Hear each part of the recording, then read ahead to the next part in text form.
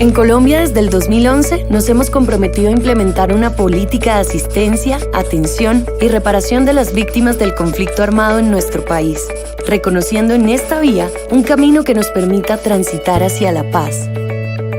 En el componente de reparación, integrado por las medidas de restitución, indemnización, satisfacción, garantías de no repetición y rehabilitación, existen cientos de equipos de trabajo que representan al Estado colombiano en la tarea de cumplir este deber. Como nosotros, quienes desde la medida de rehabilitación implementamos el Programa de Atención Psicosocial y Salud Integral a las Víctimas, PAP-CIVI.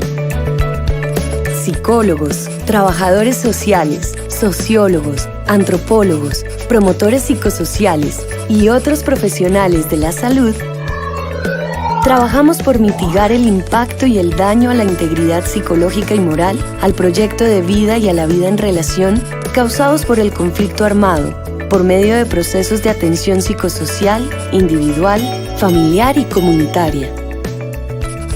¿Cómo estamos logrando este objetivo hoy en día? Para fundamentar los principios bajo los cuales brindamos atención psicosocial, tomamos como base 4 dominios que han surgido de la reflexión de nuestro actuar.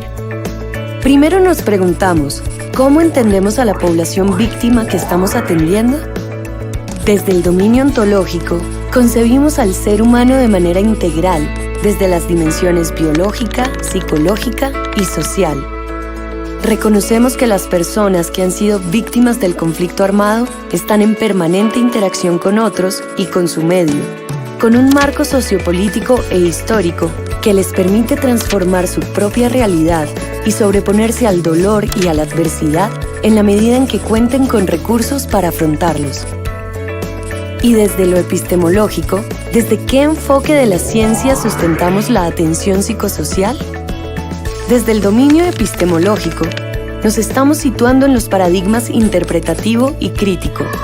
Desde el primero, nos entendemos como profesionales con un rol de facilitación en el que a través del diálogo con quienes han sido víctimas, generamos la comprensión de sus experiencias, sin pretensiones de una única verdad, reconociendo sus perspectivas e intereses, su propia realidad y su rol dentro de ella. Y desde el componente crítico, reconocemos las condiciones sociales y políticas que afectan a las personas. Así es que nos proponemos comprender esas situaciones para transformarlas, iniciando desde el nivel microsocial e intentando hacer una espiral de difusión de los cambios. En este sentido, los procesos organizativos son fundamentales y el liderazgo cooperativo es una manera de fortalecer a las comunidades. ¿Desde qué valores y con qué enfoque político realizamos la atención?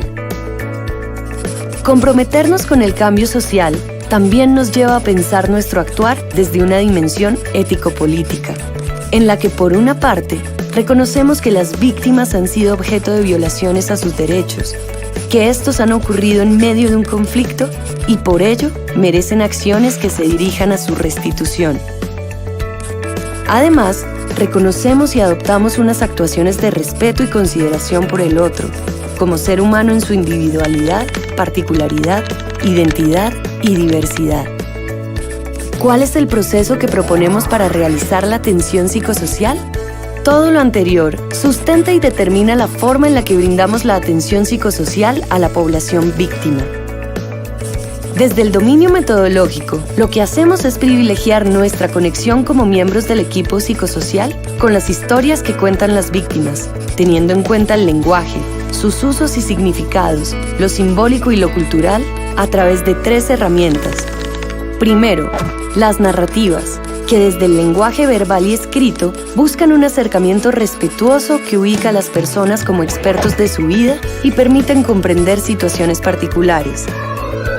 Segundo, las expresivas, que desde el campo simbólico, artístico y cultural permiten explorar y canalizar las emociones, darle trámite e integrarlas, haciéndolas más manejables para las personas.